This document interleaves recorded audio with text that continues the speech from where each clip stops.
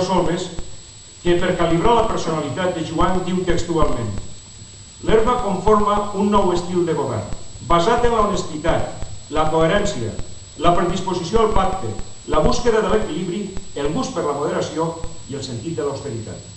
S'ha guiat sempre per aconseguir lo possible i deixar de costat lo impossible.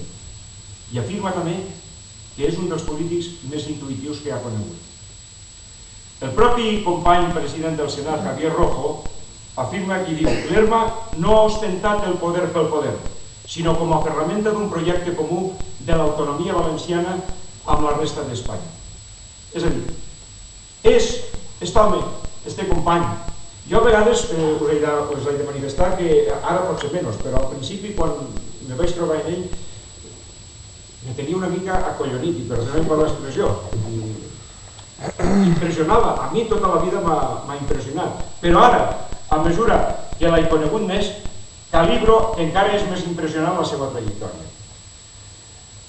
La gent que van començar en política fa molts anys hem tingut, i permeteu-me que digui en primera persona hem tingut, perquè com es veu que jo som més gran que ell i també tinc el pèl blanc, la gent ens veu molt grans perquè fa molts anys que estem en aquest món. Però jo crec que una persona com ell, un polític precoç que als 27 anys, com ha dit el company, va ser conseller de Treball i que als 31 anys va ser president de la Generalitat, això realment impressiona. I fou durant 13 anys president de la Generalitat, posteriorment, com sabeu, ministre d'Administracions Públiques, i en aquests moments és al Senat el portaveu nostre, el portaveu del Partit Socialista Obrer Espanyol. Jo, aquesta legislatura, evidentment, he estat en ell, l'he vist com treballa, he vist com és, i com a portaveu del PSOE al Senat ha portat una taxa terriblement complexa.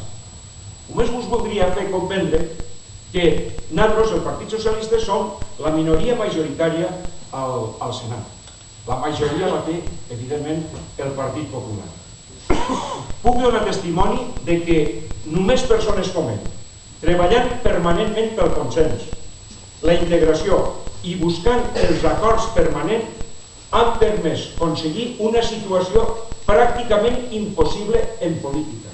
I és que la minoria majoritària d'un Parlament pràcticament hem aconseguit tirar endavant totes les lleis que el govern socialista ens ha presentat.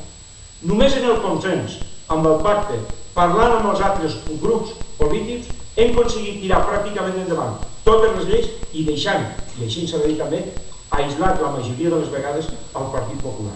Això és tremendament difícil i és tremendament complex.